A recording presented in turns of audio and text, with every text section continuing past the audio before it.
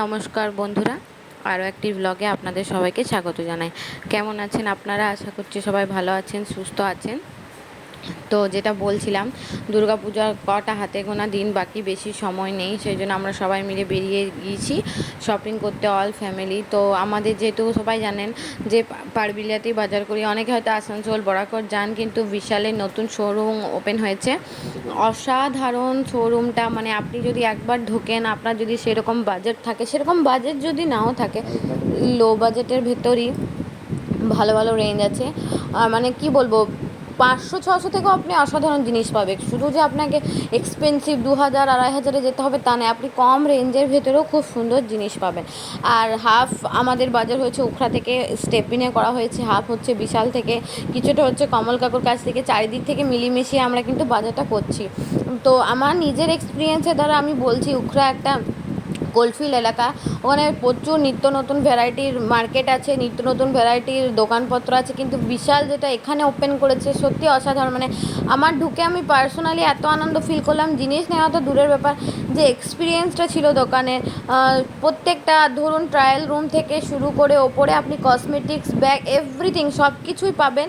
খুবই ভালো লাগলো। মানে একটা বলে না যে শুধু শপিং না, শপিংটা একটা এনজয়মেন্টও। তো আমরা সবাই গিয়েছিলাম, খুবই ভালো লাগছিল।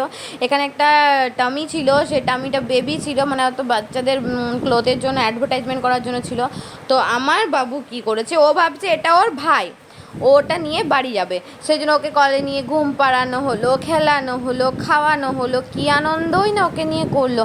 সারাক্ষণ ওকে নিয়েছিল। সেই জন্য দাদা বলে যে আচ্ছা ঠিক আছে, ও যখন ওটা নিয়ে খেলতে চায়, ওকে ওটা দিয়ে দাও, ওটা নিয়েই খেলুক, যাও ওকে নিয়ে গদিতে বসাও, তারপরে খেলুক। তো সেই আমার ছেলে এক জিদ, সেই ধরে নিয়ে বসে আছে, ধরেই আছে। দিয়ে অনেকক্ষণ খেলার পর তারপর আমরা লুকিয়ে রাখলাম যে না, এবার নিতেই হবে, কারণ এবার বাড়ি যাবার সময় চলে এসেছে।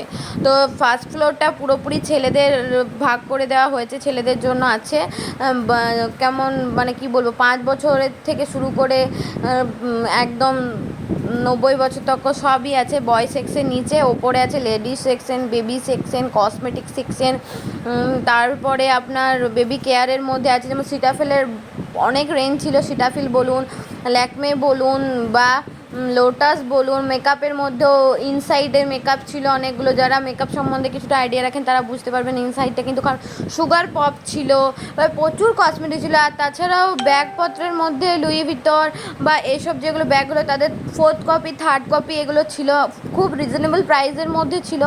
এত সুন্দর সাজিয়েছে, মানে একবার যদি আপনি ঢুকেন, যদি কেউ ব্রাইডাল নিয়ে ঢুকতে চায়, ব্রাইডাল প্যাকেজের জন্য যায়, তো খুব ভালো ছিল। আরেকটা জিনিস দেখলাম, স্ট্রেটনার, হেয়ারের এক্সেসরিজ সব ছিল, স্ট্রেটনার, কালার, তারপর হেয়ার ড্রায়ার সব কিন্তু অ্যাভেলেবেল ছিল। তাছাড়াও সবাই জানেন গণেশ চতুর্থী পেরিয়ে গেল। তো আমাদের এখানে গণেশ চতুর্থীর পর খুব বড় একটা মেলা হয়, দেখতেই পাচ্ছেন। যেমন উখড়া ঝুলন মেলা ঠিক অতটা বড় না হলেও কিছুটা বড় হয়।